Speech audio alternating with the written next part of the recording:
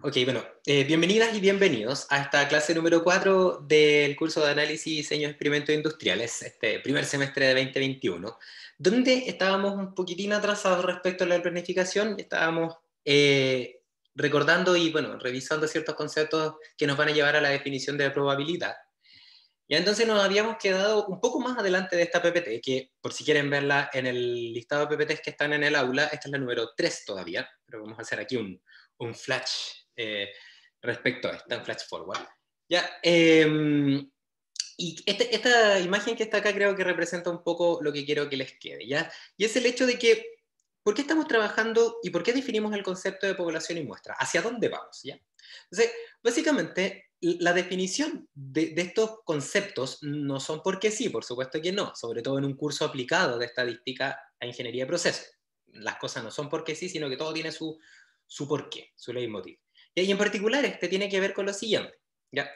Como la población se definía, ya la definimos hace un momento, como aquella fuente de información completa o total, ya siempre la podemos relacionar con el censo, ¿ya? Y ese censo implica que tengo la información de todas las habitantes, y en el caso de los experimentos sería equivalente a tener infinitos experimentos de un mismo proceso, por ejemplo. ¿Ya? Esa población tiene la información total, pero nosotras y nosotros cuando experimentamos, lo que hacemos es sacar una muestra de esta población mediante un procedimiento experimental que también se llama muestreo aleatorio o experimento aleatorio. ¿Ya? El muestreo aleatorio tiene una característica, no es porque siga hay que seguir todos estos pasos de bloquear, aleatorizar, controlar, sino que tiene el motivo de que seamos así de ser tan estructuradas y estructurados para hacer definición de experimento aleatorio, es porque queremos que sea representativo. Y solamente para graficar, ¿a qué me refiero con eso? Con una encuesta siempre es más fácil. Si nosotras y nosotros le preguntamos a los habitantes y les voy a poner este ejemplo, bueno, mi tendencia política da igual, pero les voy a poner este ejemplo porque es fácil de relacionar. Si le hubiésemos preguntado hubiésemos hecho una encuesta para saber si ganaba el apruebo o el rechazo, ¿ya?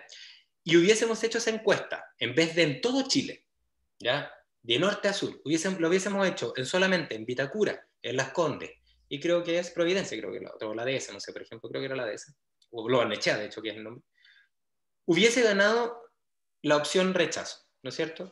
Pero lo que pasó luego es que ganó la opción aprueba.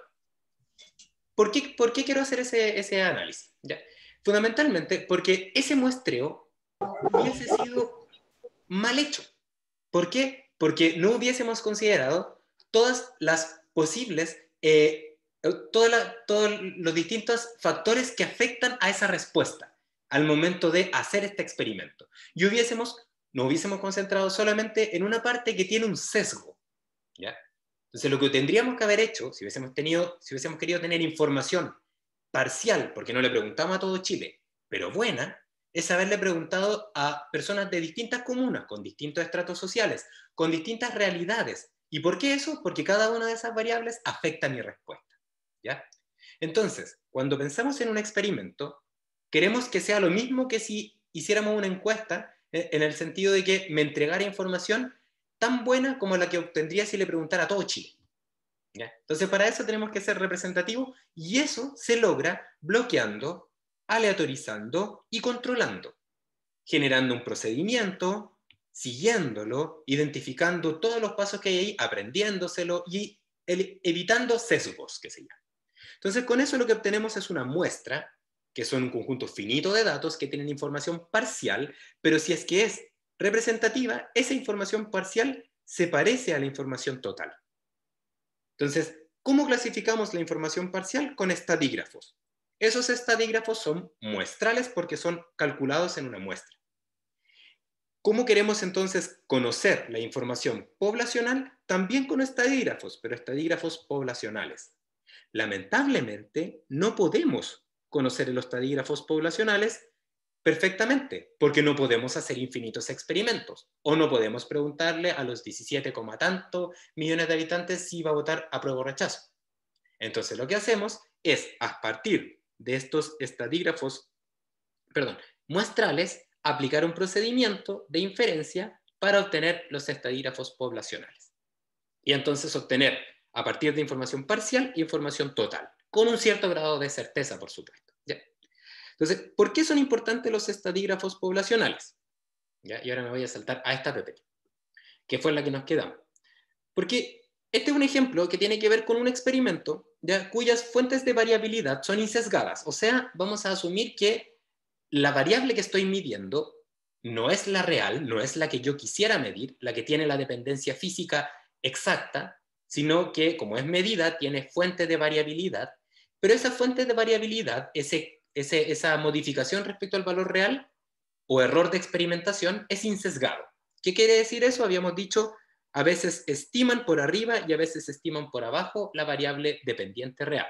Les ponía el ejemplo de medir la temperatura y de un líquido, y esa temperatura entonces va a veces medir por arriba y a veces por abajo del valor real, porque tenemos variabilidad en la medición. Entonces, la pregunta que hace acá es, ¿cómo sería el promedio de la variable dependiente medida? Como voy a hacer infinitos experimentos, aquí, obtenido a partir de infinitos experimentos, ¿ya?, vamos a pensar que este promedio es un promedio poblacional. Y ese promedio poblacional lo queremos saber cómo se parece o qué relación tiene respecto al valor real de la variable dependiente, en este caso la temperatura real. Ya, o sea, la temperatura medida en el experimento I a veces va a ser más grande y a veces más chico que la temperatura real. Y hicimos este gráfico donde básicamente yo le decía, ya, pensemos que tenemos n experimentos que tienden a infinito. Entonces el promedio de las temperaturas va a ser la definición de los promedios. Ahora bien, resulta que, de acuerdo a nuestro análisis, sabíamos que cuando nosotros medimos y nosotras medimos algo, lo que estamos midiendo realmente es algo que da cuenta del valor real de la magnitud física o temperatura real, y luego tenemos un error de medición o experimentación. Y ese error de experimentación es el que, si es insesgado el experimento, a veces es mayor que 0 y a veces es menor que 0, sin tener ninguna tendencia clara hacia que haya más que sean mayores que 0 o que haya más que sean menores que 0. ¿Ya? Entonces, eso como se ve en una gráfica, se vería como esto, que yo tengo la temperatura real y entonces todas estas distancias son los errores de experimentación respecto al valor real, el cual no conozco, es desconocido. Pero si lo conociéramos, se vería así. Entonces, la temperatura real o la variable real es aquella que tiene una dependencia física esperada, real, siempre igual. Aumento el calor, aumenta la temperatura. ¿Ya? Pero lamentablemente la parte de medición me dice que a veces aumento el calor y a veces la temperatura aumenta más y a veces no tanto, y es producto de este error de experimentación. Entonces, si nosotras y nosotros tomamos esta definición de variable medida y la metemos dentro de la ecuación de promedio, vamos a obtener simplemente eso, ¿no es cierto? Que es la sumatoria, la vamos a reemplazar por ese término que está ahí. Y cuando distribuimos los términos en la sumatoria, nos vamos a dar cuenta de que aparece la sumatoria de los errores. ¿Ya? Y aquí lo interesante de esto es que si este error es no sesgado, o sea, a veces positivo y a veces negativo, sin tener ninguna tendencia clara hacia más positivos o más negativos, entonces la suma va a terminar siendo 0. Y entonces podemos observar que para un experimento aleatorio con variable de medición, con un error de medición no sesgado, el promedio poblacional corresponde a la... Bueno, pero el promedio poblacional corresponde a este que está acá, que básicamente es n veces TR, lo que es equivalente finalmente a que el promedio es igual a la temperatura real. Eso es lo que quería llegar. Que el promedio poblacional corresponde a la variable real. Y esa variable real, que no la puedo medir de manera experimental, porque siempre agrego ruido, mediante el procedimiento de promediar, soy capaz de limpiar ese error de experimentación. Pero eso solo es válido para una población. Y lamentablemente, las poblaciones son desconocidas. Y como son desconocidas las poblaciones, no podemos medir ese estadígrafo poblacional. Por eso aparece esa flecha ahí ¿cómo se llama? Con entrecortada. Por eso entonces es tan importante la inferencia, porque lo que vamos a hacer es obtener información de los estadígrafos poblacionales que corresponden a las variables reales, sin este error de medición. ¿Y por qué es tan importante? Porque con información de variable real es con la que tomamos decisiones, ¿ya? Entonces, ese es todo el leitmotiv de hacia dónde vamos, ¿ya? Entonces, para hacer un poco corto esto, porque esto es una definición que más o menos es estándar, los estadígrafos que aparecen entre muestra y población son, o sea, hay uno para cada uno, hay una equivalencia entre los de muestra y los de población. Por ejemplo, el centro de masa de una muestra se llama promedio y tiene esa forma. El centro de masa de los datos de una población se llama media. Y la única diferencia que tiene es que en vez de dividir por n número de datos de una muestra, se divide por n número de datos de una población, el cual, si la población es infinito, implica que n tiende a infinito. Eso es todo.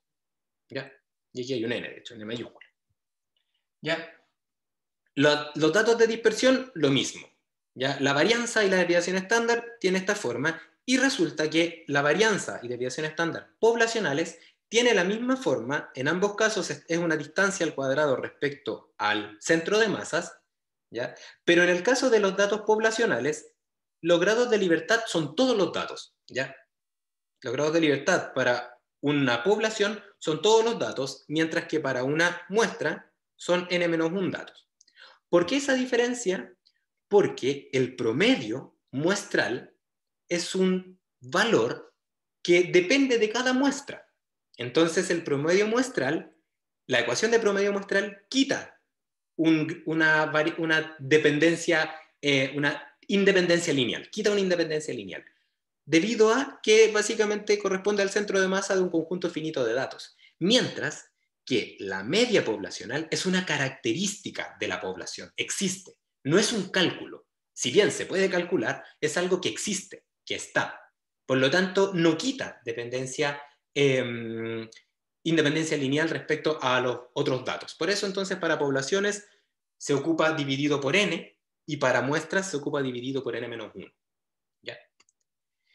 Y el estadígrafo que nos interesa, hacia dónde vamos, es el estadígrafo de forma, que corresponde a una, no sé, representación gráfica, que se llama histograma, de la frecuencia de un determinado evento. Mientras que el estadígrafo de forma de una población se llama probabilidad. Y esa es la diferencia que hay entre eso. O sea, básicamente la probabilidad es una frecuencia para infinitos datos. ¿Ya? Profesor, perdón, me perdí. ¿Por qué uno se divide en n-1 y el otro en n? Fundamentalmente, Carlos, porque, mira, me voy a devolver un momento a la desviación estándar que... No, la tengo acá, bueno, da igual. Acá. La voy a poner acá en una página después. No, un momento. Ahí. Ya. La desviación estándar muestral, yo les decía que si este es el promedio de los datos muestrales, ¿se acuerdan que tenía un dibujo que era súper... Si no estaba los experimentos acá? Entonces acá yo decía, este promedio que está acá representa el centro de masa con respecto a los datos que están acá, ¿cierto? El asunto, acá, Carlos, es que cuando yo tengo una muestra, este promedio depende de los datos de la muestra. Si yo, por ejemplo, obtengo más datos, este promedio va a ir cambiando, porque el promedio se obtiene para los datos muestrales, finitos, ¿ya? Entonces es un promedio obtenido con n datos, ¿ya? ¿Qué implica eso? Que este promedio, ya que está acá, se calcula como la relación que existe entre estos datos muestrales. Por lo tanto, este promedio que está acá es una ecuación, ¿ya?, que se define a partir de estos datos experimentales. ¿Ya? Vamos a dejarlo ahí por un momento. Luego, una población se supone que es algo de donde se obtienen las muestras. Y esta población se supone que es algo que no depende del número de experimentos, ¿ya? Que no depende del procedimiento de muestreo, porque es algo que existe, que está, a lo cual yo puedo obtener información, de lo cual yo puedo obtener información, pero que su información no depende de los datos que yo obtengo. Por ejemplo, la población tiene como característica una media, ¿ya? Entonces hay una pequeña diferencia, porque el promedio muestral es un cálculo que se obtiene a partir de los datos, mientras que la media poblacional es una propiedad de una población. Por ejemplo, yo sé que el 80% de las personas van a votar apruebo, porque la población me dijo eso. Pero si yo hiciera una encuesta, yo calculo cuánto es ese porcentaje. No sé si se entiende una diferencia sutil, conceptual de hecho, ¿ya? Porque, como te digo, o sea, la población tiene características y estos estadígrafos muestrales son aproximaciones que utilizan cálculos, ¿ya? Entonces, cuando yo trabajo con muestras, ¿ya? Y quiero evaluar la dispersión, ¿ya? Lo que yo tengo que hacer es calcular ¿cómo se llama? El número de distancias, las distancias promedios, eso es, las distancias promedios, ¿no es cierto? Y si tú te acuerdas, si se acuerdan, de hecho, las distancias promedios era igual al número de distancias que yo podía calcular, y yo tenía que definir un eje de referencia. Si yo tengo n datos, puedo calcular n-1 distancias, porque tengo que definir un eje de referencia. Por ejemplo, si defino este eje de referencia, entonces tengo n-1 datos, de n-1 distancia, ¿ya? Entonces, ¿qué quiere decir eso? Que hay n-1 distancias para n datos, porque hay una que queda fija. Si es que yo defino como eje de referencia para calcular la dispersión o desviación estándar o varianza, el promedio sigue habiendo n-1 distancias, aun cuando yo pueda calcular n distancias. ¿Por qué? Porque de esas n distancias, yo por ejemplo puedo calcular acá 1, 2, 3, 4, 5, n distancias, pero de esas n distancias, una de ellas, ¿ya? Es la que tengo que considerar que es la que define el promedio, porque el promedio dice, o se sitúa el promedio como que la suma de las distancias es igual a 0. Entonces, una de esas distancias es linealmente dependiente de las otras, porque el promedio es un cálculo, y el cálculo es de un centro de masa, ¿ya? Entonces, para el caso de los datos muestrales, yo tengo n-1 distancias linealmente independientes con respecto al promedio, porque la distancia enésima es aquella que es linealmente dependiente porque tengo un cálculo del promedio, que corresponde a el centro de masas. Pero si ahora yo hago un cálculo de infinitos datos poblacionales, la media poblacional no es un cálculo. Yo lo puedo calcular, pero es una propiedad. Entonces, las distancias con respecto a esta media poblacional son todas linealmente independientes. ¿Por qué? Porque esta media es una propiedad intrínseca de las poblaciones. Entonces, esa es la diferencia entre por qué en el caso de las poblaciones divido por n, porque tengo n distancias linealmente independientes, porque la media es una característica intrínseca de las poblaciones, mientras que cuando tengo muestras, que es como siempre vamos a trabajar, tengo n-1 datos, o sea, n-1 distancias. ¿Por qué? Porque la distancia enésima queda linealmente dependiente con la ecuación de promedio. ¿Por qué? Porque está definido con respecto al promedio. ¿Se entiende, Carlos? Sí, profe, se entiende. Gracias. Bien. Y entonces, siguiendo eso, y es súper relevante esta idea, porque las poblaciones tienen entonces características intrínsecas, que son sus estadígrafos asociados, mientras que las muestras son aproximaciones a estas características que dependen del número de datos. Mientras más datos tengo, eso sí, mientras el n se va pareciendo más al n mayúscula, los estadígrafos se van pareciendo cada vez más a eso. ¿Y eso qué quiere decir? Que la frecuencia que me da cuenta de la forma de los datos, cuando tengo muchos datos, se parece a la forma cuando tengo una población. Y eso se llama probabilidad, ¿ya?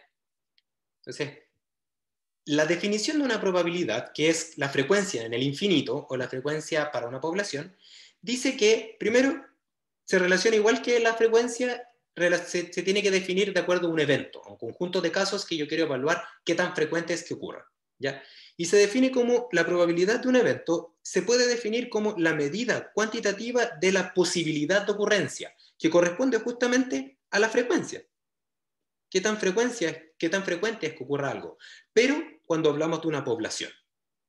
Dicho de otra forma, si yo hago n experimentos y obtengo esta frecuencia, pero ahora, si yo hago n experimentos tendiéndolo a infinito, esta frecuencia se transforma en probabilidad. ¿Ya? Otra interpretación que se puede dar es que si es que se repite un experimento infinitas veces, corresponde a qué tan frecuente es que un determinado evento ocurra. ¿Ya? Por ejemplo, qué tan frecuente es que yo obtenga una unidad defectuosa dentro de un lote. ¿Ya? Probablemente si yo tengo mil piezas de un lote de fabricación y sé que una está defectuosa, ¿ya? Y entonces lo que yo hago es continuamente sacar una de estas y evaluar si es que está defectuosa o no. Lo que va a pasar es que probablemente, muy posiblemente, en casi ninguno de los casos aparezca el elemento defectuoso, excepto cada 1000 muestreos. ¿Por qué? Porque sabemos que si repetimos este experimento infinitas veces, 1/1000 de esas veces voy a encontrar un elemento defectuoso. ¿Por qué? Porque básicamente sabemos que uno de ellos está malo y estoy sacando 1/1000 que están 1/1000 unidades totales. Un defectuoso sobre 1000 unidades totales. ¿Ya? Entonces, básicamente, la probabilidad la vamos a entender como algo que pasa en el infinito. ¿Ya? Cuando, por ejemplo, aquí hay un ejemplo un poco más allá de los dados. Si yo tiro dados, ¿ya? Y, por ejemplo, tiro los dados 10 veces y me sale en 5 de esas veces el número 3.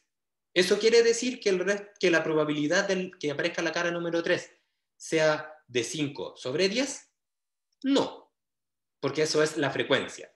Si yo tiro un dado infinitas veces, el mismo número de veces va a salir la cara 1, 2, 3, 4, 5 y 6.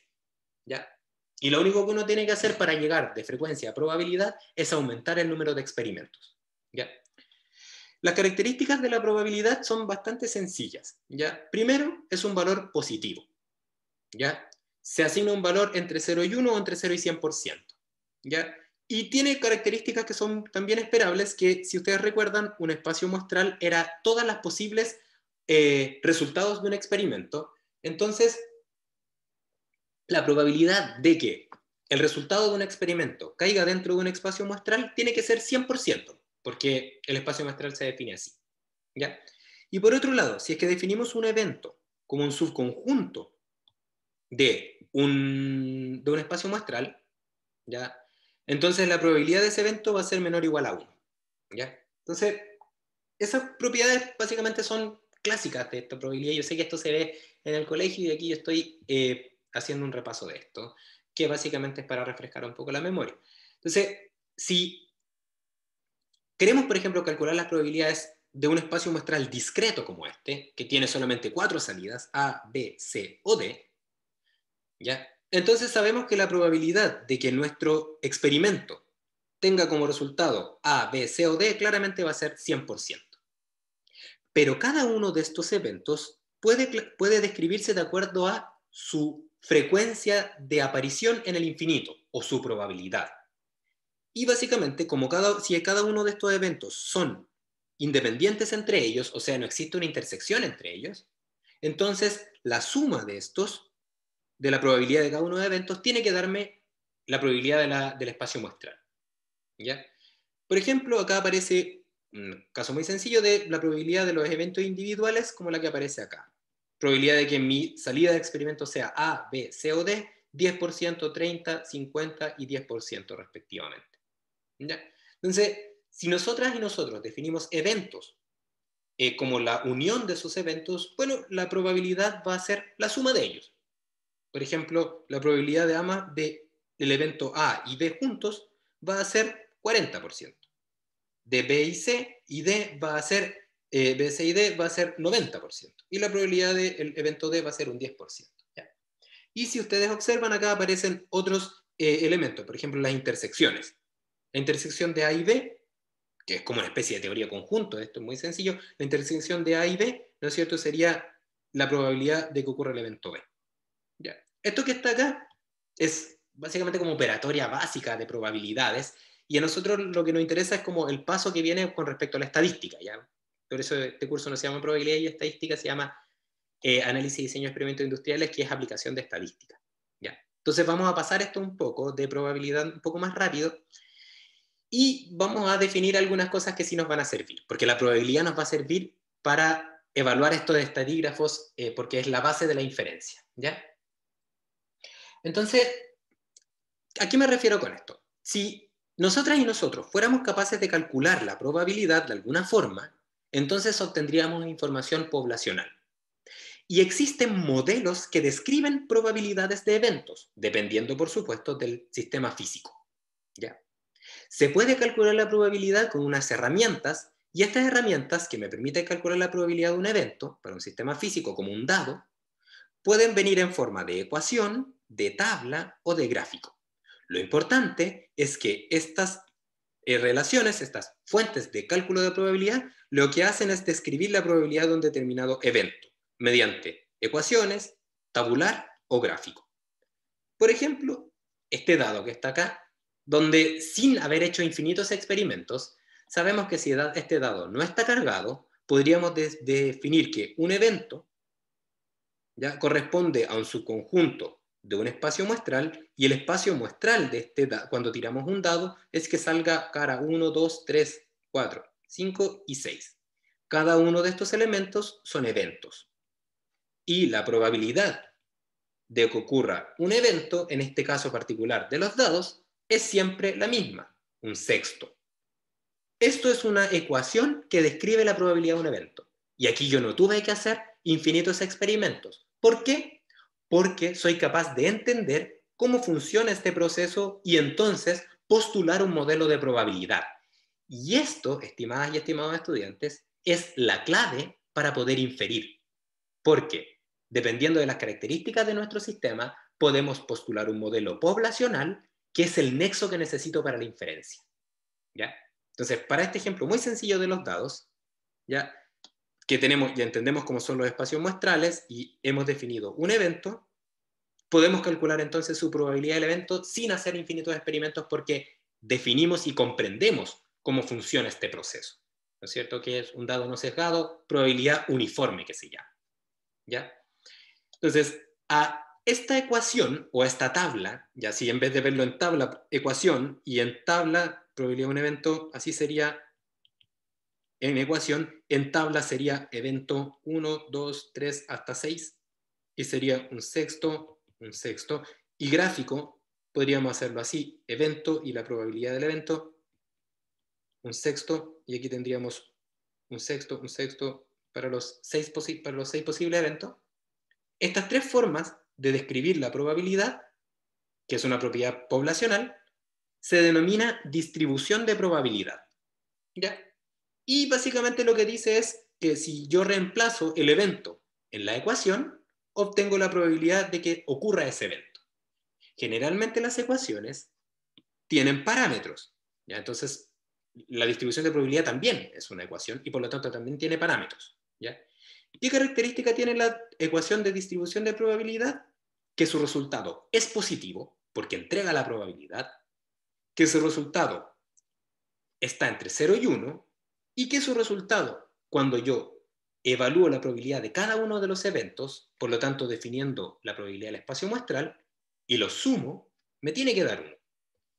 Y esas son las características para un modelo de distribución de probabilidad, cualquiera que sea. El 1 partido por n, una integral de una exponencial de x elevado al cuadrado, una serie de términos que vamos a ver que tienen distintos nombres, son modelos de probabilidad que cumplen siempre esa característica. ¿Ya? Desde la más sencilla hasta la más compleja. Al final del curso vamos a ver modelos de probabilidad con funciones gamma, ya que numéricamente son difíciles, pero para nuestra aplicación siempre es lo mismo. ¿Ya? Entonces, esto es para elementos discretos. ¿Ya? Entonces, la distribución de probabilidad se aplica para eventos discretos, ¿ya? Porque estamos viendo esta primera etapa. ¿Ya? ¿Por qué para eventos discretos? Porque si tenemos un evento discreto, como solamente 6 posibles salidas de un experimento, la verdad es que es fácil describir una función. Por ejemplo, 1 partido por n. Pero cuando la probabilidad se calcula para variables continuas, las cosas son más complejas. Ya se lo voy a mostrar de inmediato. Antes de eso, solamente comentarles que aparte de la distribución de probabilidad, existe una distribución de probabilidad acumulada. Que lo único que diferencia que tiene respecto a la otra es que la distribución de probabilidad lo que hace es decir la probabilidad de que X pertenezca a un evento yésimo, por ejemplo. Esa es la distribución de probabilidad. Y la probabilidad de que X pertenezca a el evento 1 hasta el evento n, ordenados de menor a mayor, esta función de probabilidad se llama función de probabilidad acumulada y básicamente corresponde a la suma de las probabilidades individuales de cada evento.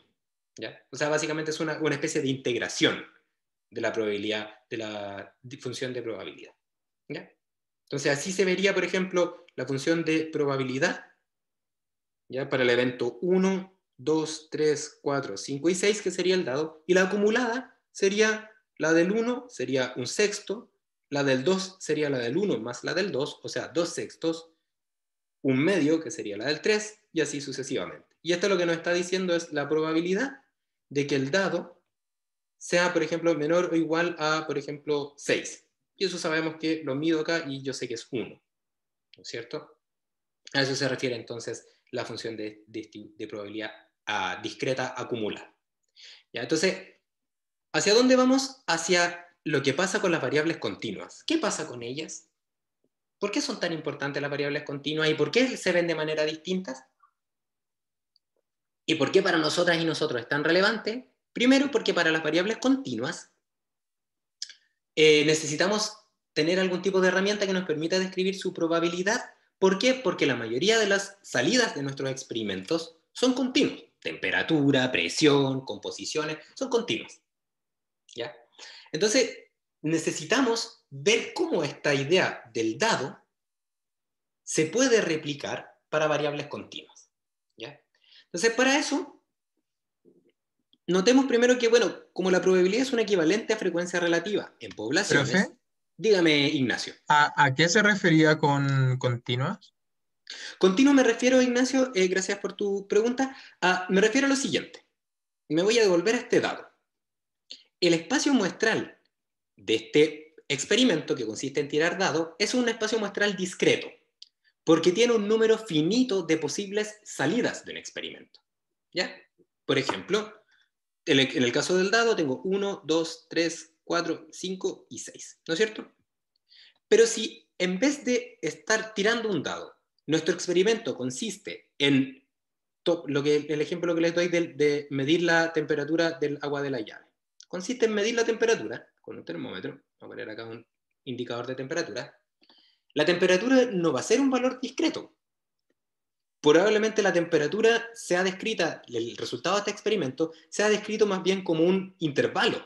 Quizás, por ejemplo, entre, no sé, 5 y 60 grados. Entonces, en este caso, tengo una variable de salida que es continua, no es discreta. Y por lo tanto, las distribuciones de probabilidad para eventos discretos no aplican, porque estos debiesen ser eventos continuos, porque es un intervalo, ya no son valores discretos, finitos. ¿Se entiende? Ignacio. Sí, sí, ahora Ya. sí. Bacán. Súper. Gracias por su acotación. Ahí de repente yo me arranco con los tarros, así que páreme, por favor. Entonces la pregunta es, ¿cómo lo hacemos? Porque en el caso de esto, como les digo, las variables discretas, ya vi que no era tan difícil, 1 partido por n, la sumatoria, pero cuando tengo variables continuas, las cosas se hacen un poquitito más complicadas, pero tampoco tanto. ¿Ya? Entonces, para entender cómo calcularíamos o cómo serían los modelos de probabilidades para variables que tienen un espacio muestral continuo, bien, ahí está súper bien dicho, ¿ya? Lo que tendríamos que hacer es intentar buscar alguna analogía que nos permitiera llegar a lo mismo que intentamos comprender con el ejemplo de los dados, que sería discreto. ¿Ya? Entonces, para eso, imagínense cualquier experimento que ustedes quieran que tenga como resultado una variable dependiente continua, cualquiera. ¿Ya? Y para cualquiera de ellos, calculémosle un histograma de frecuencia relativa. ¿Por qué? Porque la frecuencia relativa da cuenta de un evento, o sea, de la frecuencia de un evento, qué tan frecuente es que ocurre un evento. Y sabemos que la probabilidad es la frecuencia en el infinito. Entonces, es una buena idea partir de un histograma. ¿Ya? Entonces, veamos qué pasa con los histogramas cuando los histogramas se aplican a poblaciones. Y a partir de eso intentemos llegar a una relación que me permita describir la probabilidad para poblaciones, o la frecuencia para poblaciones. ¿Ya? Entonces, veamos lo siguiente. Si tuviésemos que construir, perdón, un histograma con 30 datos, ¿ya? Entonces, si ustedes recuerdan, lo que tendríamos que hacer primero sería, tendríamos que definir un número de clases. Sería lo primero que tendríamos que hacer, ¿no es cierto? Entonces yo digo, como tengo n datos, entonces yo sé que el número de clases va a tener que ver con el número de datos, que le llamamos n mayúscula, en la PPT de estadística descriptiva. Y como regla del dedo gordo, pero no es la única, podríamos usar raíz de n. Pero si quieren algo como mucho más general, podríamos decir que es proporcional a el número de datos. Mientras más datos yo tengo, más clases puedo hacer, ¿ya? Porque puedo dividir el rango en pedacitos más pequeños porque tengo más datos, ¿ya? Básicamente por eso. Entonces, ¿qué pasa cuando el número de datos crece? Entonces lo que observaría sería que si n crece, entonces el número de datos crece, perdón, entonces el número de clases crece. ¿Qué significa eso? Que puedo hacer más barritas, ¿ya? Más de estas barritas. Si tengo, por ejemplo, 100 datos, voy a poder hacer 10 barras, ¿ya? Porque sería raíz de 100, ¿ok?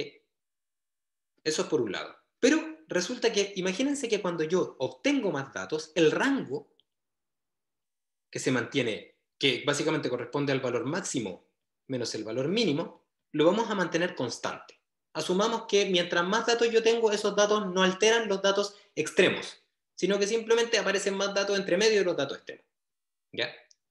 Entonces resulta que el rango de clase, que es la distancia que hay entre estas barritas, se tiene que calcular, yo lo había puesto que se calculaba como delta, le pusimos, sería igual al rango partido por el número de divisiones, partido por n.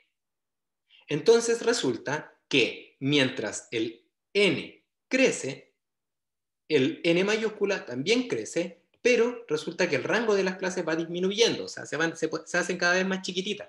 Y también tiene mucho sentido, porque si yo tengo un rango fijo y voy dividiéndolo en más partes, esas partes se hacen más pequeñas, ¿ya?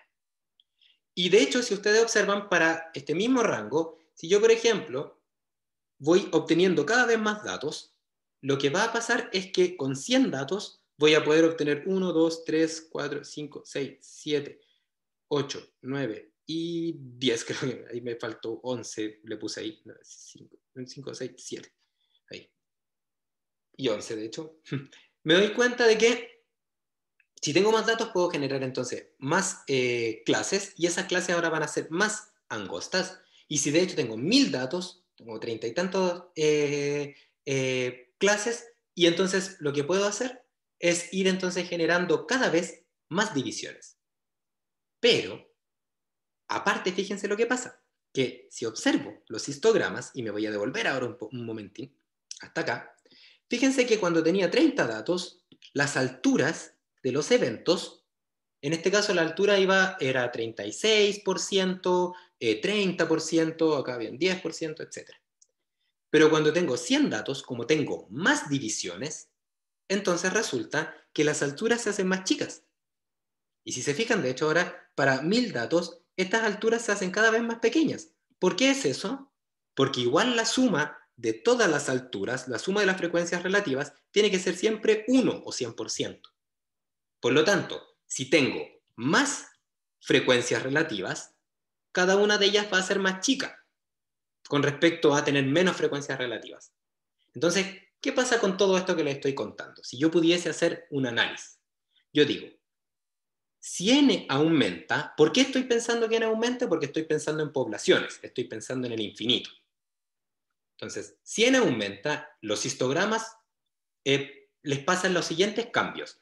Aumenta el número de clases, disminuye el rango de las clases, vamos a poner acá, disminuye el delta, y también lo que pasa es que van disminuyendo el valor de las frecuencias relativas, porque la suma de las frecuencias relativas igual me tiene que dar 1.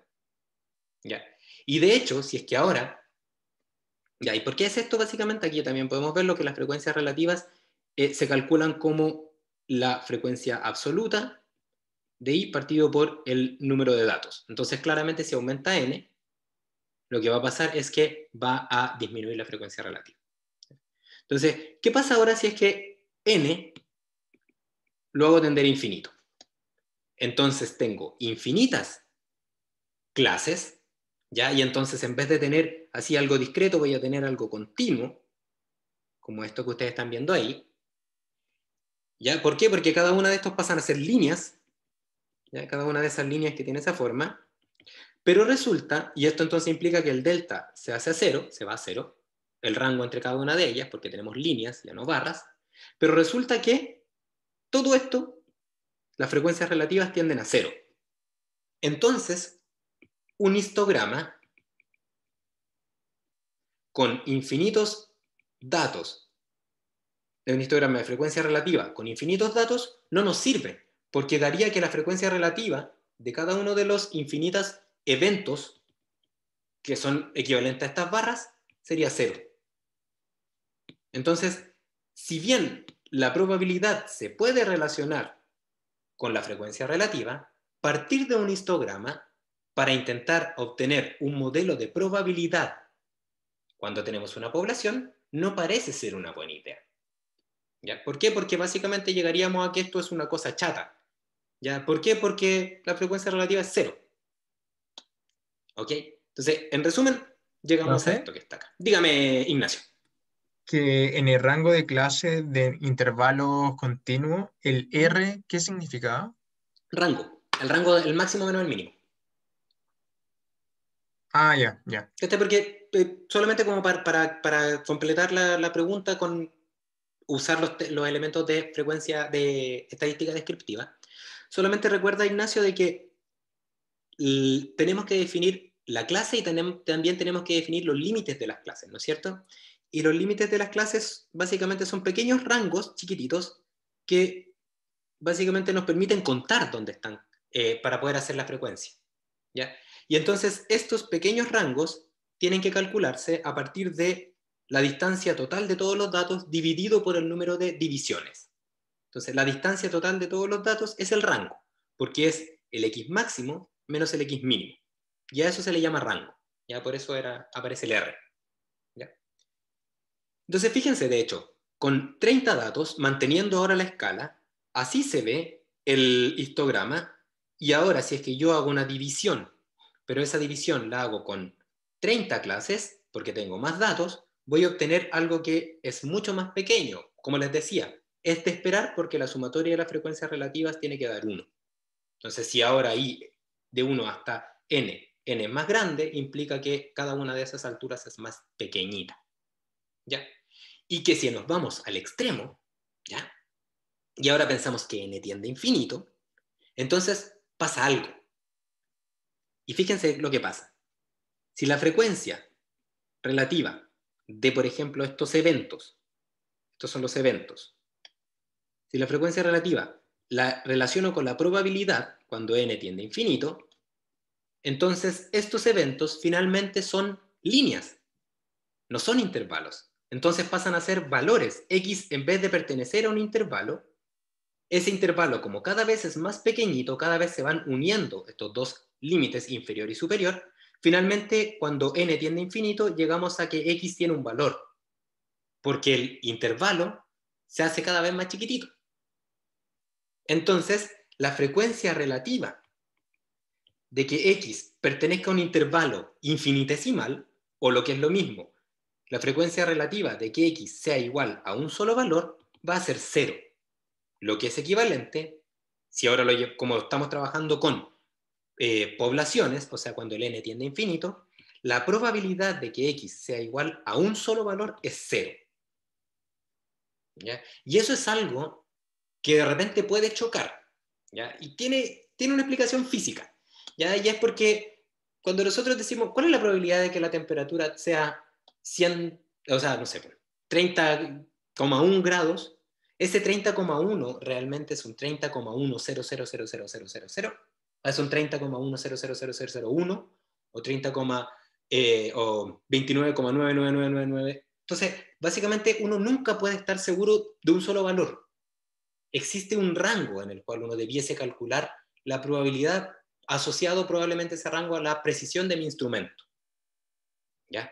Entonces, desde esa perspectiva, una variable continua, si tengo variables continuas, no voy a poder calcular la probabilidad de que tenga un valor, sino que siempre voy a tener que evaluar la probabilidad en un determinado intervalo.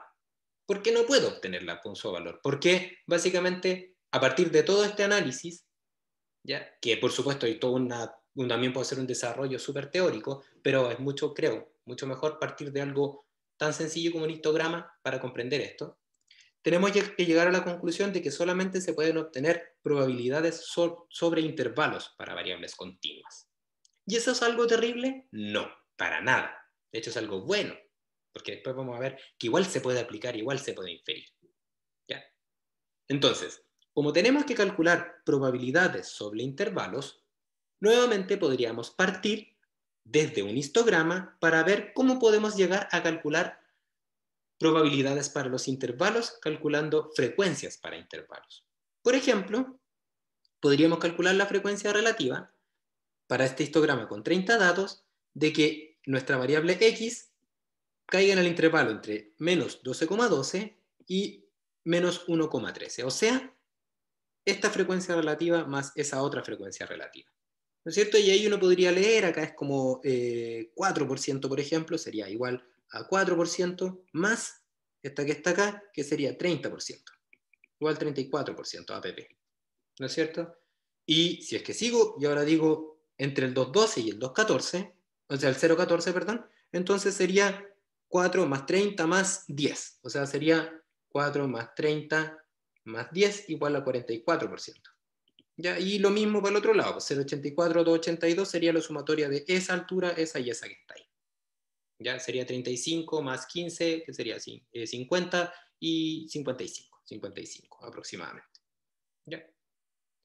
Entonces, ¿podemos calcular frecuencias sobre intervalos usando el histograma? Sí, podemos. Solamente tenemos que sumar estas alturas.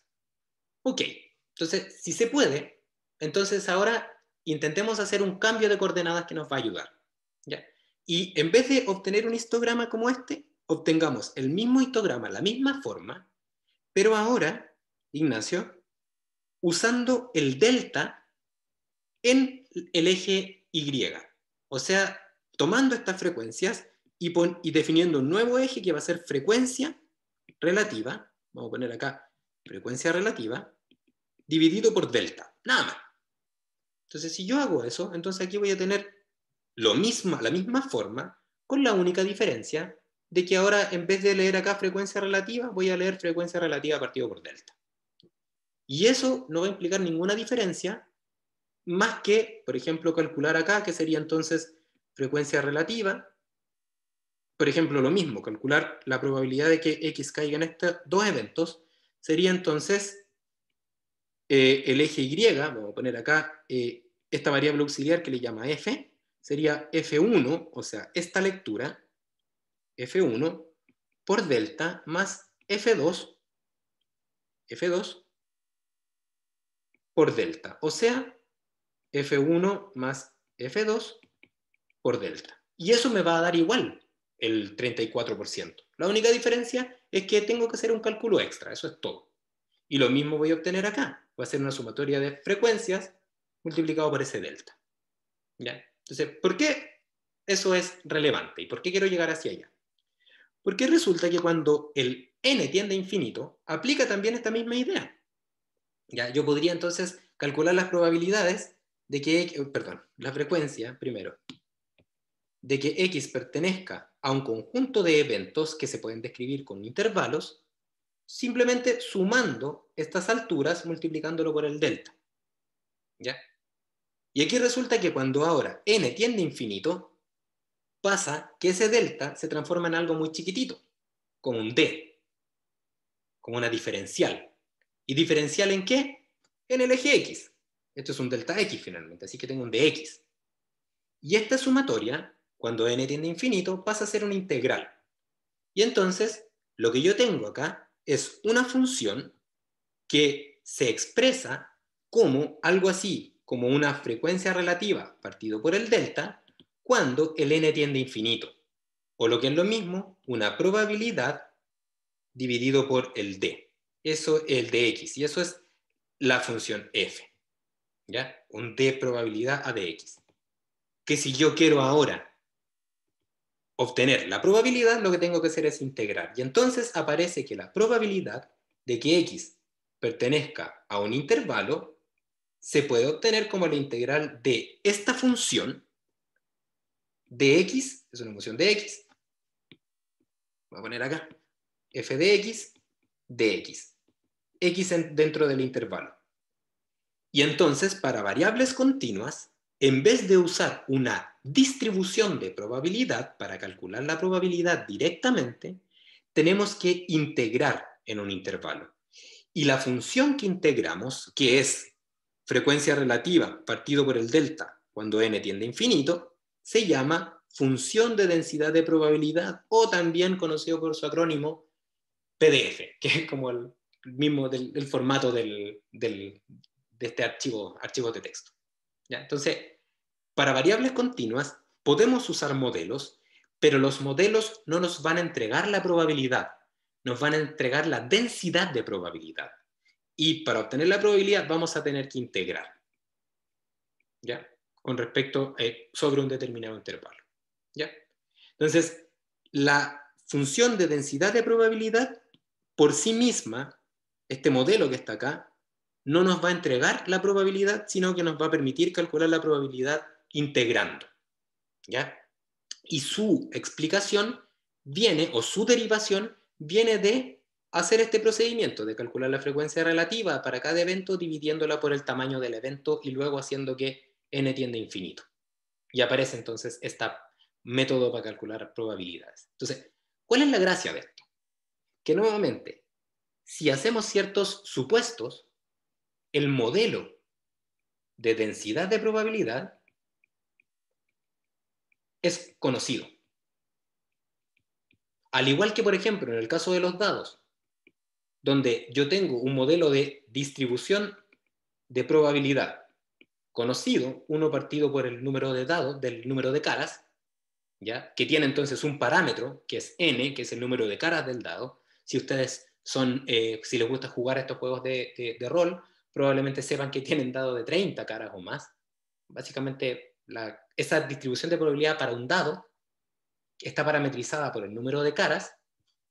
En el caso de las distribuciones de probabilidad, pero de densidad de probabilidad, también están descritas, son un poco más complejas que uno partido por n, y también tienen parámetros.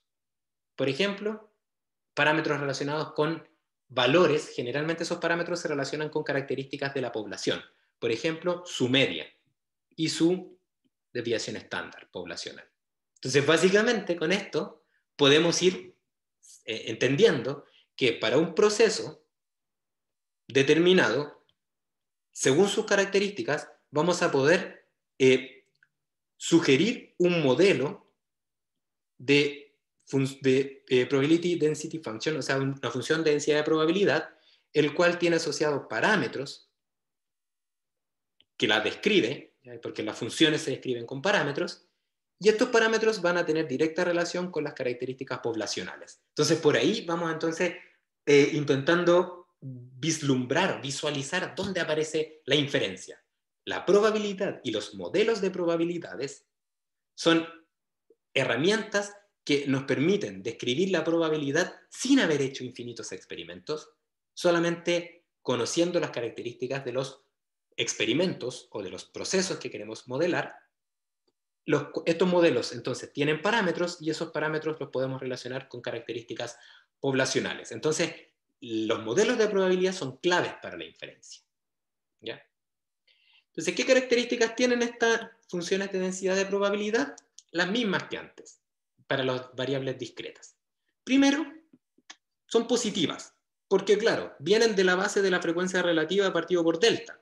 Si delta es positivo y frecuencia relativa es positiva, claramente la función también tiene que ser positiva. Eso es lo primero, ¿ya? ¿Qué más también podemos decir? Que si yo integro esta función de densidad de probabilidad, que como les digo hay hartas, ya están tabuladas, existen, se usan, ¿ya? Los estadísticos y las estadísticas se dedican a estudiar esto. Nosotras y nosotros como ingenieros químicos somos unos usuarios de estos modelos,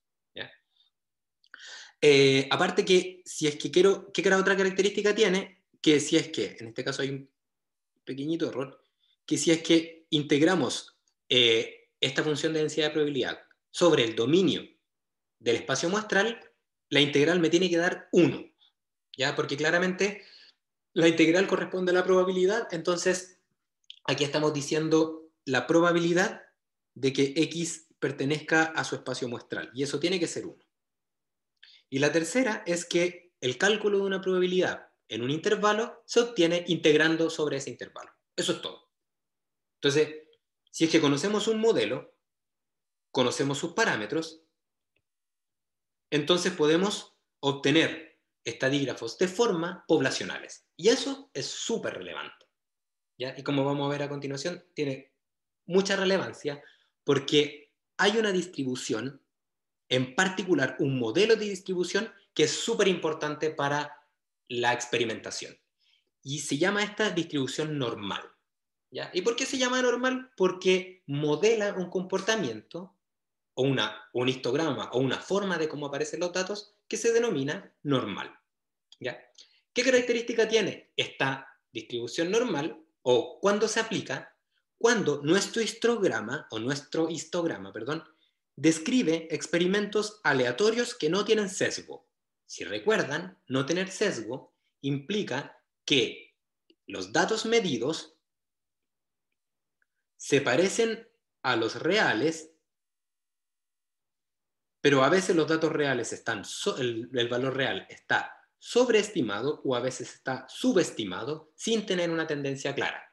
O sea, es igual de frecuente sobreestimar los datos que subestimarlos. Pero aparte que la sobreestimación y la subestimación extrema es menos frecuente que la sobreestimación y la subestimación pequeña, ¿ya? Entonces, ¿qué me refiero con eso? Que si yo tengo un histograma de frecuencia relativa, como el que ustedes ven acá, ¿ya? Si asumimos que este es el promedio, que se parece mucho a la variable real, ¿ya? Porque tengo muchos datos, ¿ya? Entonces, la sobreestimación extrema son los datos que están más alejados, esto es Xmax.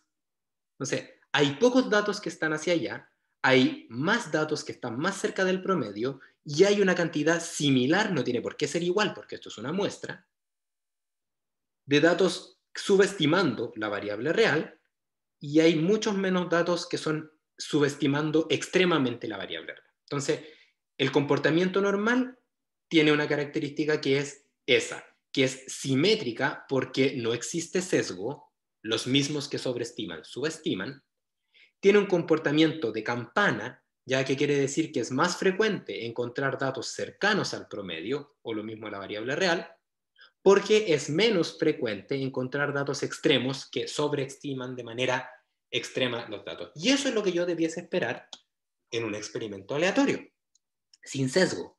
¿Por qué? Porque voy a tener un experimento medido con un instrumento bien calibrado, porque el experimentador o experimentadora hace siempre lo mismo, etc. ¿Ya? Y todo eso me ayuda entonces a luego poder asumir que los resultados de mi experimento se comportan de manera normal, ¿ya? Tiene una restricción, eso sí, y es que la variable dependiente no está restringida, o sea, va desde el menos infinito hasta el más infinito, ¿ya? Pero si bien es una restricción, nosotros vamos a ocupar esta distribución. Tampoco es tan terrible, ¿ya? ¿Por qué? Porque básicamente esta distribución, como tiene esta forma de campana, si por ejemplo el menos infinito lo ponemos acá, la altura de esto va a ser cercana a cero. Entonces la altura igual es proporcional a la probabilidad de ocurrencia, entonces es cero al final, ¿ya? ¿Ya? Y se llama que esta distribución se llama insesgada, por todos los temas que yo les digo, ¿ya? Que tiene las siguientes características. Se centra en el dato más frecuente, ¿ya? O sea, su centro de masa está en el dato con mayor probabilidad de ocurrencia, el cual coincide con el centro de masa. ¿Eso qué implica entonces? Que la moda es muy parecida a la media y de hecho, como es insesgada, también es muy parecida a la mediana, ¿ya? Poblacional todo esto. Se distribuye igualmente hacia ambos lados, o sea, es una distribución simétrica, ¿ya? Y su ancho depende de la dispersión de los datos, ¿ya? Existirán distribuciones que son más anchas y otras que son más esbeltas. ¿De qué va a depender eso? De qué tan dispersos sean mis datos, ¿ya? Entonces, por ejemplo, en el caso que yo les dibujo acá, que se lo voy a dibujar con otro color, perdón, porque aquí ya estaba el rojo, voy a dibujarlo con el color azul, por ejemplo, este que le estoy dibujando acá. Fíjense que sería una distribución, son dos distribuciones normales porque tienen esta forma de campana simétrica, las cuales están centradas en el mismo valor, que sería la media poblacional. Pero la sigma de X de los datos azules es más grande que el sigma de X de los datos rojos. ¿Por qué? Porque esta distribución es más ancha, porque el rango es más ancho, porque básicamente su dispersión es más grande. ¿Ya? ¿Y por qué aparece todo esto? ¿Ya? ¿Por qué es tan importante la distribución normal? ¿Ya? Esto se basa en algo que se denomina el teorema del límite central. ¿Ya? Y este teorema del límite central tiene una explicación bastante interesante que se las voy a contar la próxima clase, pero sí, para efectos de que comprendan lo que van a ver en la ayudantía, ¿ya? Me voy a pasar directamente a cómo se usan esta distribución, ya en este poquito momento, ¿ya? Porque básicamente la distribución normal tiene una forma, ¿ya? Y tiene una forma que es bien difícil de integrar, ¿ya? Tiene esta forma. Esa ecuación que está aquí describe esa altura, que es bastante compleja, porque es la integral de una exponencial con x al cuadrado, y eso es una integral impropia, ¿ya? Entonces hay que integrar numéricamente, ¿ya? También se puede identificar lo siguiente, que esta distribución necesita dos parámetros para ser descrita, ¿ya? En función de x. O sea, estas alturas que están acá se pueden obtener y luego integrar a partir de dos parámetros que tenemos que darle. Uno es dónde está centrado, la media, y la otra es qué tan disperso es la desviación estándar, o la varianza, dependiendo. Y si observan en esta ecuación, que es esa ecuación que describe la distribución de probabilidad, aparece ese parámetro, está ahí, y aquí está el parámetro, el segundo parámetro. O sea, para poder hacer la integral necesito hacer ese elemento, ¿ya? Generalmente lo que se obtiene es una distribución de probabilidad, se obtiene la probabilidad Profe, acumulada. Dígame, Ignacio. ¿qué era el UX? El mu x corresponde a la media poblacional. Ah, ya. poblacional. Y el sigma cuadrado x corresponde a la varianza poblacional. ¿Ya? Entonces, ¿cómo se usa habitualmente esta distribución? Se ocupa integrándola. Y se ocupa integrándola porque la integral es la que nos interesa, desde menos infinito hasta un límite. Ese límite es el que me permite describir la probabilidad de que x sea menor o igual a ese límite que está ahí. Y básicamente sería la integral desde menos infinito hasta a de la función que depende de la media poblacional y del sigma x. ¿Ya? Y esta forma es bien difícil de calcular. ¿Ya? De hecho, no se puede hacer a mano. ¿Ya? No les voy a pedir tampoco que la hagan a mano.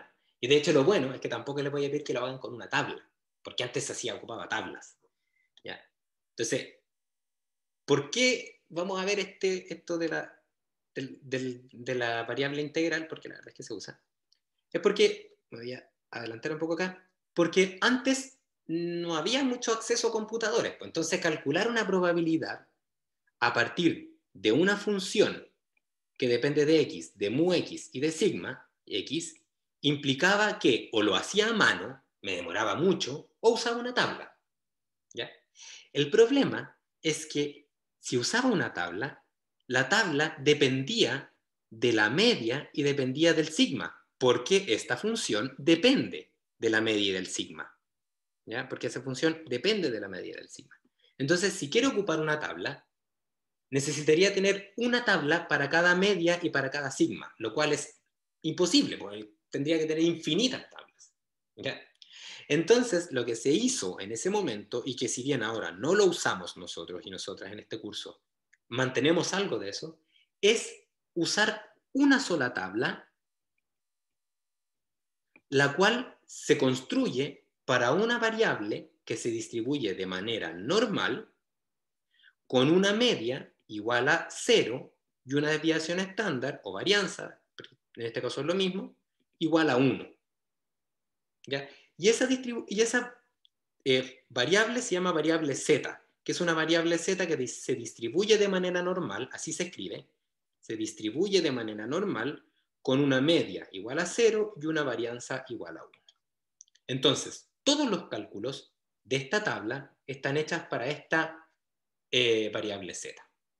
¿Ya? Entonces, tenemos un problema, porque si nosotras y nosotros tenemos un dato experimental o un conjunto de datos experimentales X que no tienen media 0 y que no tienen varianza 1, no podríamos usar esa tabla, a menos que hagamos un cambio de variables. ¿Ya? Y ese cambio de variables es el cambio de variables de la distribución Z. ¿Ya? Y que básicamente funciona de la siguiente forma. Si ustedes ven acá, esta distribución que está acá, está centrada en mu x. Si yo a este eje le quito mu x, entonces de inmediato esta distribución queda centrada en 0. ¿Ya? Entonces, si a ese eje de variables de ingeniería le quito la media a todos los datos, voy a tener entonces que se va a centrar en 0. Y si esto yo lo divido por el sigma x, entonces la desviación estándar va a cambiar desde sigma x hasta sigma igual a 1. ¿Ya? Y eso es un cálculo que se puede hacer bastante sencillo. ¿Ya? Y entonces a esta distribución, a esta variable z, ¿ya? Que corresponde a x menos su media partido por su desviación estándar, tiene siempre media igual a 0 y desviación estándar igual a 1. Entonces, si queremos calcular las probabilidades de x, podemos usar esa tabla siempre y cuando hagamos esa transformación. ¿Ya? Entonces, en la ayudantía, lo que van a ver es cómo se usa esta variable z para calcular probabilidades con x. ¿Ya? En la ayudantía también van a ver elementos relacionados con datos anómalos. ¿Ya? Nuevamente, lo interesante de la ayudantía va a ser que van a aprender a calcular utilizando Excel las probabilidades con z y luego van a aprender a relacionarlas con las probabilidades en x. ¿Ya? Con esto vamos a terminar y la próxima clase vamos a partir viendo por qué usamos la distribución normal. ¿Ya? Porque eso tiene que ver con un elemento que se llama el teorema del límite central. Por ahora vamos a decir que no todos nuestros cálculos van a, todas nuestras variables de ingeniería se van a distribuir como una distribución normal. ¿Ya? Profe, Con esto terminamos. Dígame, Ignacio. ¿puede dar la siguiente página, por favor? Ahí. No, no la anterior. O Ya, no me espérese. acuerdo si era la... Sí, no se preocupe. Esta que está acá. Sí, esa. ¿Ya? Cuénteme. Ignacio. Ya, listo. Esa es. Ya. No, no, de todas maneras igual lo voy a subir, así que no se preocupe. Ya. Ok, entonces con esto terminamos. La ayudantía del lunes que van a subir, en este caso Valentina y Carlina, trata de cómo usar en Excel Z y cómo relacionarlo con X a partir de esta ecuación que está acá. Ya, pónganle mucha atención y nosotras y nosotros nos vemos el próximo martes. Ya. ¿Estas diapositivas las sube con anotaciones? Claro que sí, Paulina, por supuesto que sí. De hecho, puedes revisarla en la descripción de YouTube. Puedes descargar el material y ahí están estas PPT con las anotaciones correspondientes, ya para que pueda tomar los apuntes y después pueda compararlos. ¿Ya? Les doy las gracias por su asistencia, gracias por sus preguntas sobre todo, son muy interesantes todas, y que tengan un buen fin de semana. Que les vaya bien. Profe, Chao, profe, que esté bien. Muy bien. ¿Quién me...? sí, Carlos, yo, profe, tengo una duda. Es dígame. que en el estudio que hice encontré una ecuación que se llama la ecuación de Abramovich-Stevens y ellos ¿Ya? como que hacen un polinomio para poder describir la ecuación de probabilidad, pero no Sí. es esta ecuación de probabilidad, sino que No. es la de comparación entre métodos para ciertas cosas, para un dato establecido.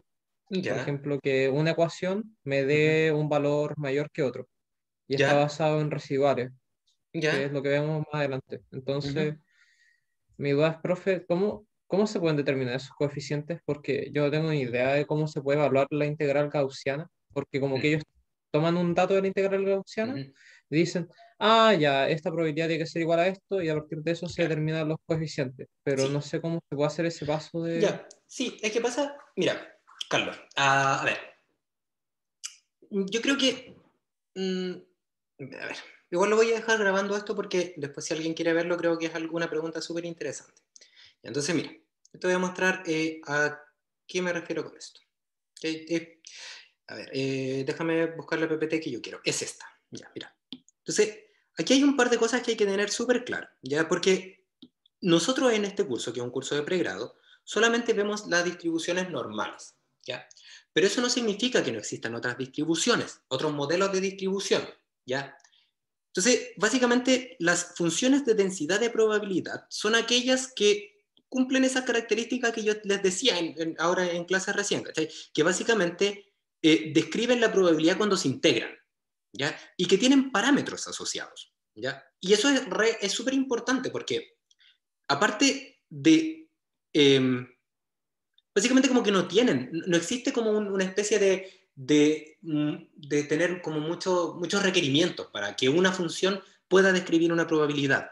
Lo único que tiene que, características que tiene que cumplir cualquier función, cualquiera, es que sea positiva, ya, o sea, mayor o igual que cero, de hecho, que cuando yo calcule la integral entre dos valores de esta probabilidad, me dé como resultado la probabilidad de que X pertenezca a ese intervalo, ¿ya?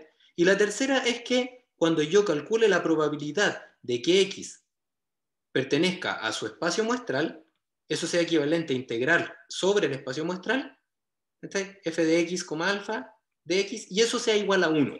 Y esas son las únicas características que tiene que tener. La gaussiana, por ejemplo, que es la distribución normal, cumple esas características y por eso es una de las tantas modelos de funciones de densidad de probabilidad.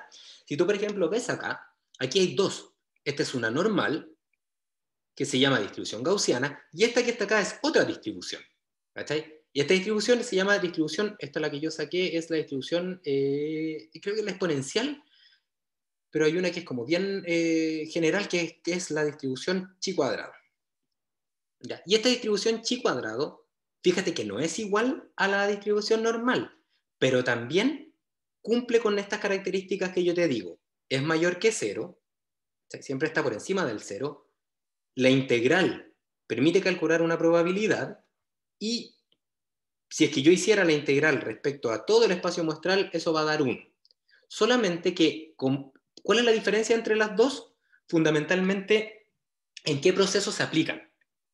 Porque hay procesos que su histograma tiene una forma normal, entonces yo ya sé que este histograma, que tiene una forma normal, va a poder ser aproximado a una distribución normal. Pero si mi histograma, por otro lado, tiene una forma como esta, entonces no puedo aplicar un modelo normal, entonces tendría que ocupar otro modelo. ¿Cachai? Y ese otro modelo podría ser, por ejemplo, el modelo chi cuadrado, el modelo de distribución F. Hay otras distribuciones que son, de hecho, sé que todavía no en MATLAB, pero en MATLAB, por ejemplo, hay una toolbox de cálculo de distintas distribuciones de probabilidad. Hay una distribución de Weibull que se llama, hay muchas, muchas, muchas. ¿Ya? Y como te digo, la única característica que tienen todas ellas son estas tres. Y cómo sé cuál usar depende del proceso. Por ejemplo, si revisas, por ejemplo, el libro, el Montgomery, es un poco más completo el análisis porque es un libro más grande, como más general, y por ejemplo analizan cómo se puede modelar la probabilidad de que una llamada telefónica tenga un error, por ejemplo, en la bit de comunicación. ¿Está? Y eso no se modela de manera normal, eso se modela con estas distribuciones, creo que es la distribución exponencial. ¿Cachai? Entonces, ¿y cómo sé eso? Bueno, porque hay estadísticos y estadísticas que se dedicaron a hacer ese análisis. ¿Cachai? O sea, y ahí yo me salto un poco de esto porque no lo necesitamos. ¿Ya?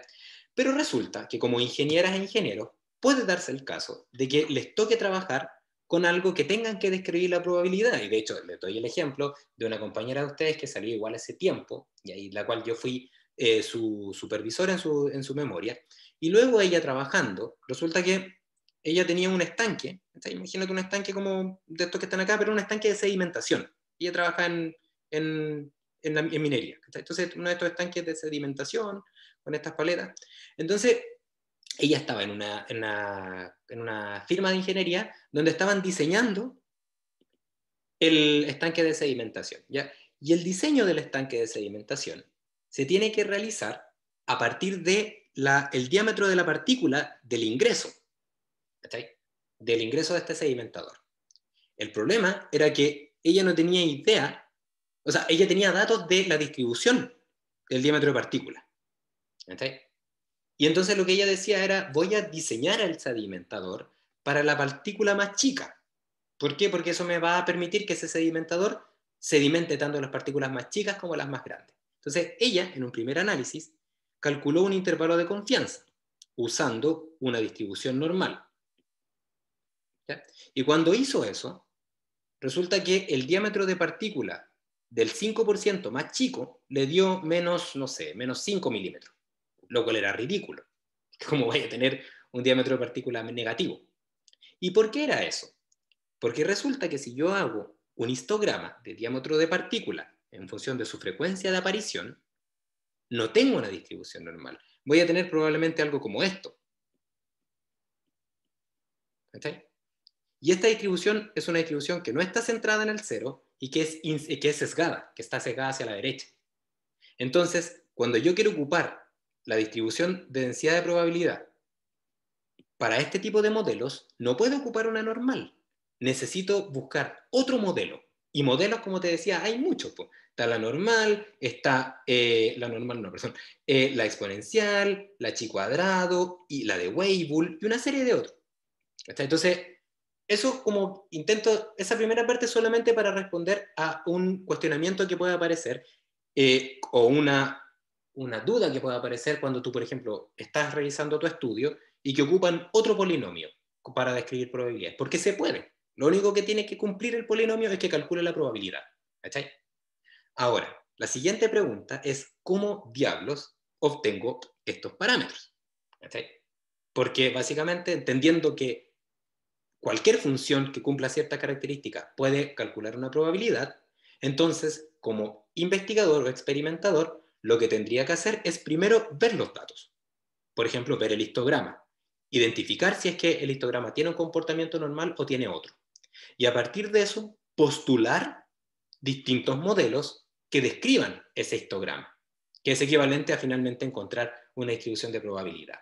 A partir de un pool de modelos, o si es que uno no encuentra un pool de modelos, podría incluso postular un nuevo modelo. Es difícil porque la gente, ya hay hartos modelos que uno podría usar, pero podría ser. Entonces ahora, dejando eso claro, la pregunta es ¿cómo obtenemos esos parámetros? Y se obtienen por regresión, Carlos.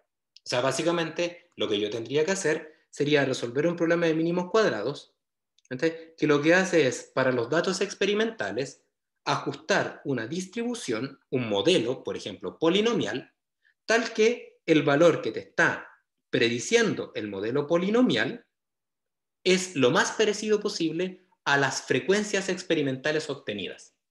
Entonces se hace con mínimos cuadrados. Entonces, en particular, no conozco nada de lo, como te escribía en el correo, no conozco mucho. De hecho, no conozco el proceso que tú estás estudiando. Pero básicamente, independientemente del proceso, esta parte es bien estándar. En el caso que yo te comentaba, de esta compañera tuya, que ahora ella está trabajando ahí en una firma de ingeniería, hicimos eso, hicimos todo este procedimiento. O sea, primero identificamos si había datos de distribuciones granulométricas de la entrada, hicimos un histograma, identificamos que no era normal, y luego, para un pool de modelos que podían ser, estimamos los parámetros de varios modelos de probabilidad. Y nos quedamos con aquel modelo de probabilidad que mejor ajustaba los datos. Y a partir de eso, continuamos trabajando. Porque aquí lo que hacemos después de mínimos cuadrados, se obtienen los parámetros, y esos parámetros son los que me permiten entonces calcular las probabilidades y a partir de eso intervalos de confianza, etc. ¿Ya? Entonces, con esto, lo que quiero como resumir finalmente es que la respuesta a tu pregunta es, tu pregunta era, ¿cómo calculaban esos parámetros? Con datos experimentales. ¿Por qué obtienen un polinomio? ¿Por qué postulan un polinomio para calcular la probabilidad? Porque probablemente era la función que permitiría describir los datos experimentales. Y una pregunta extra que uno se podría hacer. ¿Es la mejor función ese polinomio? Probablemente no. ¿Okay? Pero básicamente eso es irrelevante si es que esa función describe los datos experimentales, porque a ti lo que te interesa es encasillar, si quieres, o concentrar toda la información en una ecuación que me va a permitir luego tomar decisiones, ¿cachai? Entonces, en síntesis, la forma de esta función no es relevante mientras me permita describir las probabilidades. Y como las probabilidades tienen un equivalente que se llama frecuencia relativa, sería equivalente a eso, a que este modelo me permita describir las frecuencias relativas, observadas experimentalmente. Porque como te digo, no todos los datos se comportan de manera normal. En este curso los vemos así porque, bueno, es básicamente para aprender los conceptos, pero luego la idea es que básicamente que si uno entiende los conceptos, que de hecho esta PPT es súper importante y que tiene que ver justamente con eso, que puede ser normal, puede ser no normal, puede ser de distintas formas. ¿Ya? Lo importante finalmente es que describa un comportamiento experimental. ¿Ya? ¿Se entiende, Carlos? Sí, súper, profe. De hecho, tengo hartas preguntas para hacerle a las dos, Ya, pero de verdad se ha pasado con explicarme todas estas cosas. Muchas gracias. no pasa nada. Ya, que estén muy bien, que les vaya muy bien y nos vemos después. Nos vemos, profe. Chao, chao.